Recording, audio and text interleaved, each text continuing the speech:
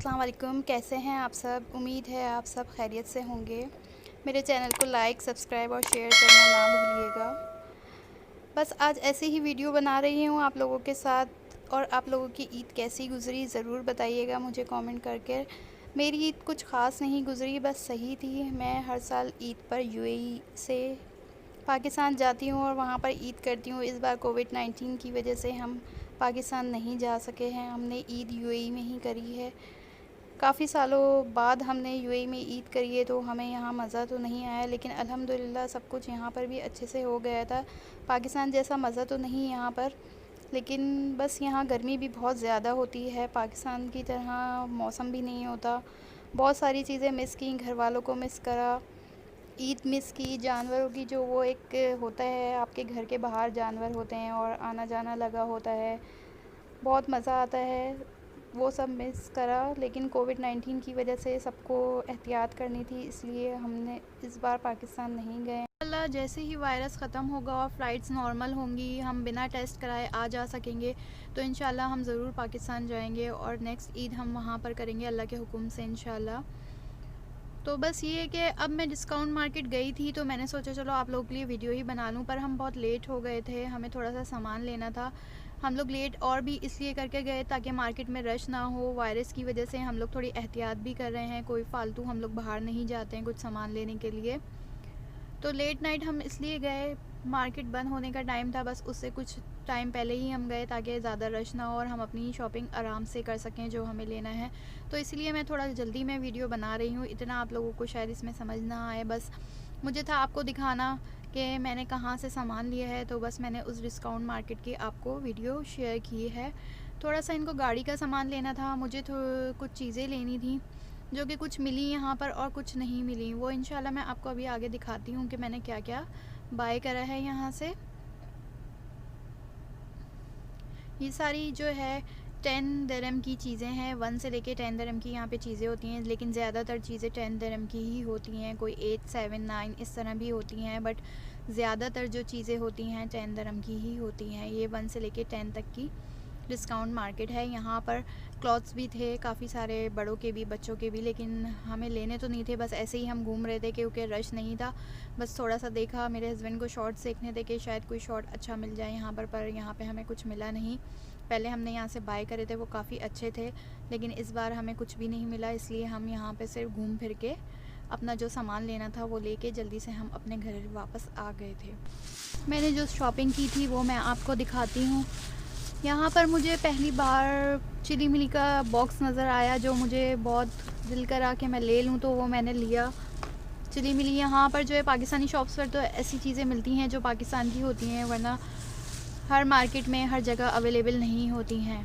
शान के कुछ पैकेट लिए मसाले के, जो लेने तो नहीं थे, बस ऐसे ही ले लिए कि पहली बार देखा मैंने दाल मसाला, चना मसाला, ये चीज़ें कीमे का तो यूज़ किया है, लेकिन दाल और चना पहली बार देखा तो वो मैंने ले लिया। फिर बारबेक्यू के लिए सीखे ली थी, क्योंकि हमें था कि हम बारबेक्यू करेंगे, लेकिन बारबेक्यू हम कर नहीं सकते यहाँ कोविड-19 की वजह से, मना भी है और गर्मी भी इतनी ज़्यादा है कि हम बाहर कुछ भी नहीं कर सकते। तो मैंने सॉसलिक स्टिक्स ली थी और बारबेक्यू घर में ही ऐसी ग्रिल पर कर लिया था, तो वो भी मैं आपको वीडियो दिखाऊंगी आगे। उसके बाद मुझे वॉशिंग मशीन का कवर लेना था, मैंने वो लिया। फिर यहीं पर मुझे ग्रीन टी भी मिल गई थी और ग्रीन टी के साथ ऑफ़र लगी हुई थी, उस पैकेट के साथ हमें मग भी मिल रहा था, तो ये मग के साथ थी ग्रीन टी। और इसके टी बैग्स जो थे वो इस बॉक्स में 100 पीस थे। बस इतना कुछ सामान नहीं लेना था हमें यहाँ से, जो हम लेने गए थे वो हमें मिला नहीं था। बाकी जो कुछ चीज़ें नहीं लेनी थी वो ले ली, और जो लेनी थी वो हमें मिली नहीं थी। तो ये अलकुज़ाई का ग्रीन टी का बॉक्स है और इसका मैं आपको दिखाती हूँ कि इसमें किस तरह से पैकेट्स रखे हुए हैं, टी बैग्स हैं।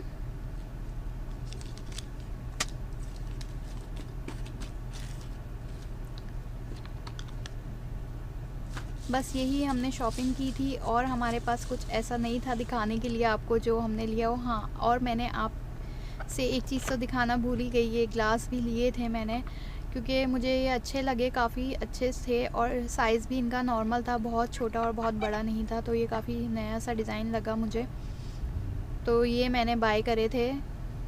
मुझे क्रॉकरी बाय करने का शौक़ है। जब मैं जाती हूँ कुछ ना कुछ मुझे पसंद आ जाता है तो मैं लेके रखती रहती हूँ। फिर जब मैं पाकिस्तान जाती हूँ तो कुछ वहाँ ले जाती हूँ, कुछ मैं अपने लिए यहीं पर यूज़ कर लेती हूँ। मैंने बारबेक्यू के लिए बिहारी टिक्का बनाने की कोशिश की थी। मैंने ट्राई फ़र्स्ट टाइम ही करा था, मुझे आता नहीं था। पहले मैंने सोचा मैं बोटियाँ बनाती हूँ, तो मैंने बोटियों को स्मॉल क्यूब्स में कट करा था। लेकिन फिर मुझे ख़्याल आया बिहारी टिक्के के लिए तो हमें पार्चे चाहिए होते हैं, पसंदे टाइप। फिर मैंने उनको पसंदे स्टाइल में थोड़ा सा कट कर लिया था, थोड़ा पतला पतला बीफ को कट कर लिया था। फिर मैंने जिंजर गार्लिक पेस्ट और पपाया को एक साथ करके पीस लिया था, क्योंकि मैंने पपाया इसमें ज़्यादा नहीं डाला था। जिंजर गार्लिक पेस्ट के साथ बस थोड़ा सा डाला, 2 टेबल स्पून के करीब जिंजर गार्लिक पेस्ट और 1 टेबल स्पून पपाया ही ऐड करा था, क्योंकि हमारे पास 1 kg ही बीफ था। वो डालने के बाद मैंने इसमें कचरी पाउडर होता है, तो मैंने 1.5 टेबल स्पून के करीब कचरी पाउडर ऐड कर दिया था। उसके बाद मैंने जो तमाम मसाले स्पाइसेस जो मैंने ऐड करे थे वो सारे घर के ही थे।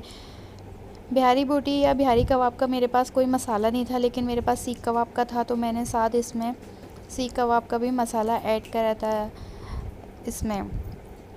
बस मैंने इसमें नॉर्मल स्पाइसेस जो हमारे घर में मौजूद होते हैं वही ऐड करे हैं। सिर्फ सीख कबाब बाज़ार वाला ऐड करा था पैकेट का, वो आप किसी भी ब्रांड का यूज़ कर सकते हैं। बिहारी बोटी, बिहारी टिक्का या सीख कबाब जो भी आपको ठीक लगे।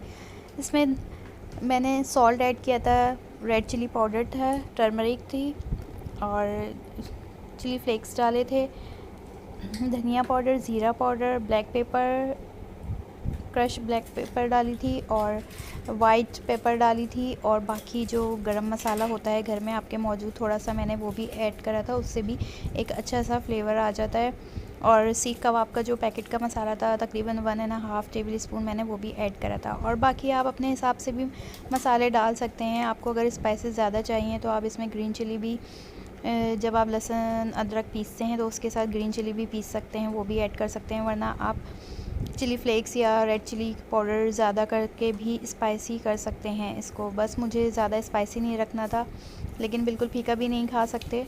फिर मैंने इसमें योगर्ट को ऐड करा था, 1/2 कप के करीब मैंने योगर्ट ली थी, दही ली थी 1/2 कप के करीब, उसको मैंने इसमें ऐड करके बहुत अच्छे से इसको मिक्स करा था, ताकि गोश्त में अच्छे से सारा मसाला और सब कुछ ऐड हो जाए, फ्लेवर उसमें बहुत अच्छे से आ जाए। तो इस तरह से मैंने इसको करके रख दिया था। मैंने ओवरनाइट के लिए रखा था, लेकिन अगर आप ओवरनाइट ना रखना चाहें तो आप मैक्सिमम इसको 6 आवर्स के लिए तो रखें ही रखें, क्योंकि बारबेक्यू जब आपको पता है हम करते हैं तो उसका मैरिनेशन बहुत अच्छे से हुआ होना चाहिए, तो गोश्त अच्छा गलता है और उसका टेस्ट और फ्लेवर बहुत अच्छा हो जाता है। यहाँ मैं आपको 2 चीज़ें बताना भूल गई थी जो वीडियो में ऐड नहीं हो सकी, तो मैं आपको बता दूँ। यहाँ पर इसमें मैंने थोड़ा सा फूड कलर भी ऐड करा था, और उसके बाद मैंने इसमें ऑयल डालना भूल गई थी, जो कि मैंने बाद में डाला था। और ऑयल मैंने इसमें मस्टर्ड ऑयल यूज़ करा था। बिहारी बोटी, बिहारी कबाब में मस्टर्ड ऑयल जो डलता है उसका एक अपना ही फ्लेवर होता है, तो आप लोग भी ज़रूर ट्राई करिएगा। लेकिन आप नॉर्मल ऑयल भी डाल सकते हैं, जो आप कुकिंग ऑयल यूज़ करते हैं वो भी यूज़ कर सकते हैं, जैसा आपको ठीक लगे। यहाँ मैंने इसमें मस्टर्ड ऑयल यूज़ कर लिया था, सरसों का तेल, तो 1/2 कप से थोड़ा कम मैंने ही यूज़ किया था, ज़्यादा यूज़ नहीं करा था। और ओवरनाइट इसको मैरिनेशन के लिए छोड़ दिया था, वो वीडियो में ऐड नहीं हो सका, तो आप लोग वो भी फॉलो ज़रूर करिएगा, इसमें ऑयल ज़रूर ऐड करिएगा। फिर ये जो मैंने सॉसलिक स्टिक्स लिए हैं, इनको मैंने 2 घंटे के लिए जो है, या हाफ़ आवर के लिए, आप कम से कम हाफ़ आवर के लिए इनको पानी में भिगो कर रख दिएगा, क्योंकि जब हम इनको कुक करते हैं ग्रिल पे या पैन पे तो ये जलना शुरू हो जाती हैं। अगर ये सोख हुई हुई होंगी तो ये जलेंगी नहीं, तो ये भी आप ज़रूर कर लिएगा अगर आप इस तरह से बनाते हैं। अगर आप सीखों पे, कोयले पे बनाते हैं तो कोई मसला नहीं है, आप बना सकते हैं। लेकिन आप इसको इस तरह अगर बनाएंगे तो लाजमी इनको सोख कर लिएगा वाटर में, उसके बाद ही इसमें बोटियों को लगाइएगा। बस मैंने इसी तरह लगाया। फ़र्स्ट टाइम मैंने इसको इस तरह से बना रही थी, तो मैंने जब पहले स्टिक लगाई तो मुझसे तो ये सही बनी नहीं थी, लगी नहीं थी, इसलिए वो मैंने निकाल दी। फिर मैंने दोबारा ट्राई करा तो सेकंड टाइम में थोड़ा सा सही से लगी, और थर्ड टाइम तो फिर सही लग गया। करते करते आ ही जाता है, जब आप काम करना शुरू करते हैं पहले नहीं समझ आता, लेकिन फिर आ ही जाता है। मैंने फ़र्स्ट टाइम ही बनाया था ये, तो इसी तरह से मैंने सारी स्टिक्स लगा ली थी। फिर मैंने ये डबल स्टिक्स ली थी ताकि ये गिरे नहीं, मुझे ये था कि ये टूट जाएंगे। एक इतना बड़ा सा पीस है, पार्चा है, तो इसको मैं कैसे हैंडल करूं मुझे समझ नहीं आ रहा था, इसलिए मैंने यहाँ पे 2 स्टिक्स यूज़ कर ली थी। लेकिन जो मेरी बोटियाँ मैंने जो क्यूब्स में बोटी बनाई थी वो मैंने सिंगल ही स्टिक पर लगाई थी। इसी तरह से मैंने सारे पार्चे जो थे डबल स्टिक्स में इस तरह से करके लगा लिए थे। तो इसका काफ़ी अच्छा फ्लेवर भी आ गया था और ये गोश्त जो है वो बहुत सॉफ्ट हो गया था, क्योंकि हमने इसमें पपीता और कचरी पाउडर दोनों ही ऐड करे हुए थे। उससे ये बहुत अच्छे से गल गया था, हमें ज़्यादा इसमें मेहनत करने की ज़रूरत नहीं पड़ी थी। और स्लाइस भी बहुत ही थिन थे, तो इसलिए वो हमें स्टिक में लगाने में भी प्रॉब्लम नहीं हो रही थी। बस थोड़ा टूटने का ख़तरा था कि गोश्त बहुत सॉफ्ट हो गया था कि टूटने लगा था वो। तो बस ये कि मैंने ओवरनाइट रखा, उसके बाद मैंने दूसरे दिन रात में इसको बनाया था। तो काफ़ी तकरीबन ये हमारा 12 to 18 आवर के करीब हमारा गोश्त मैरिनेशन हुआ। तो काफ़ी अच्छा सा इसमें एक फ्लेवर आ गया था। इस तरह से स्टिक्स पर गोश्त को लगा लिया था और सारा इस तरह से तैयार करा था। मैंने इसके साथ रायता और चटनी भी बनाई थी इमली की, लेकिन वो मैं आपके साथ शेयर नहीं कर पाई, उसकी वीडियो रिकॉर्ड नहीं हो पाई। तो इंशाल्लाह वो भी फिर कभी मैं आपके साथ ज़रूर शेयर करूँगी कि वो इमली की चटनी मैंने कैसे बनाई थी। वो बहुत ही मज़े की होती है इमली की चटनी। इंशाल्लाह मैं आपके साथ फिर कभी ज़रूर शेयर करूँगी। अभी मैं आपको ऐसे ही बता देती हूँ मैंने उसमें क्या क्या ऐड करा था। मैंने इमली ली थी, उसका पल्प निकाल लिया था, उसमें मैंने गुड़ डाला था और शुगर ऐड की थी। शुगर आप अपने हिसाब से डाल सकते हैं। अगर आपके पास इमली बहुत ज़्यादा खट्टी है तो आपको बहुत ज़्यादा शुगर ऐड करनी पड़ेगी उसमें, और अगर इमली नॉर्मल है, ज़्यादा खट्टी नहीं है, तो उसमें आपको नॉर्मल ही शुगर ऐड करनी पड़ेगी। बस गुड़ और शुगर को ऐड करना है उसमें। उसके बाद अगर सॉल्ट आप अपने हिसाब से यूज़ कर लीजिएगा कितना आपको ठीक लगता है, क्योंकि जो मैंने इमली यूज़ की थी वो ऑलरेडी सॉल्टी थी, तो इसलिए मुझे ज़्यादा सॉल्ट उसमें ऐड करने की ज़रूरत नहीं पड़ी थी।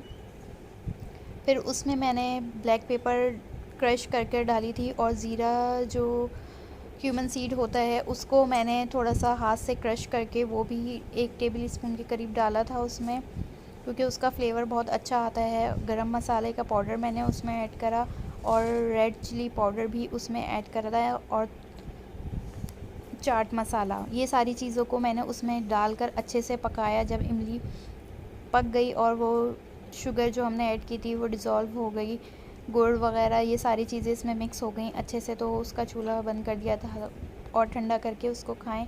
वो बहुत ही मज़े की इमली बनती है, ये बहुत अच्छी रेसिपी है, आप ज़रूर ट्राई करिएगा। इस बात का ख्याल करना है जब आपने इसको बनाना शुरू करना है तो आपने पैन को पहले से गरम कर लेना है और गरम पैन में ऑयल डाल के ही स्टिक्स रखनी है, ताकि जो आप स्टिक रखेंगी तो ये अपना पानी ज़्यादा ना छोड़ें और अच्छा सा कलर आ जाए। अगर इसका पानी ज़्यादा छूटेगा और पानी की वजह से इसमें कलर अच्छा नहीं आएगा, वो फ्लेवर नहीं आएगा, तो आपने पहले इसको थोड़ा सा मीडियम फ्लेम पर ही रखना है। और पैन को गर्म करने के बाद जब आपने ऑयल डाल के स्टिक्स रखनी है, उसके बाद जब इसमें अच्छा सा कलर आ जाएगा इसको आप पलट कर फिर थोड़ा फ्लेम स्लो करके और इसको कवर करके कुक करिएगा, ताकि गोश्त भी आपका गल जाएगा और दोनों तरफ कलर भी बहुत अच्छा सा आ जाएगा।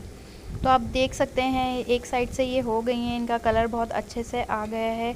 इसी तरह से मैंने इसको 10 मिनट्स के लिए छोड़ दिया था और इसका कलर दूसरे साइड से भी बहुत अच्छा हो गया और जो थोड़ा बहुत पानी निकला था वो भी इनका ड्राई हो गया है और खुशबू भी बहुत अच्छी मज़ेदार आ रही है।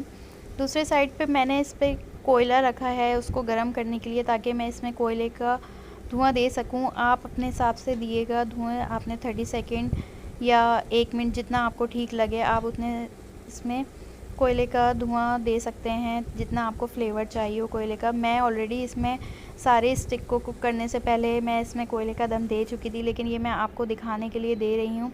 इस तरह से फॉइल में मैंने कोयला रखा है, उसके बाद मैं इसके ऊपर ऑयल डालूँगी और कवर कर दूँगी। मेरे पास कवर करने के लिए कुछ नहीं था तो इसलिए मैं ठीक से इसको कवर नहीं कर सकी, बट मैंने इसको पहले ही पकाने से पहले ही मैंने इसको दम दे दिया था कोयले का। हम इसको सर्व करेंगे इमली की चटनी और रायते के साथ। जो हमने इमली की चटनी बनाई थी और रायता बनाया था उसके साथ हम सर्व करेंगे, और इसके साथ अनियन के स्लाइस भी बहुत ही अच्छे लगते हैं, तो आप अनियन भी इसके साथ ज़रूर रखिएगा और इसको चपाती या नान जैसे आपका दिल चाहे उसके साथ खा सकते हैं।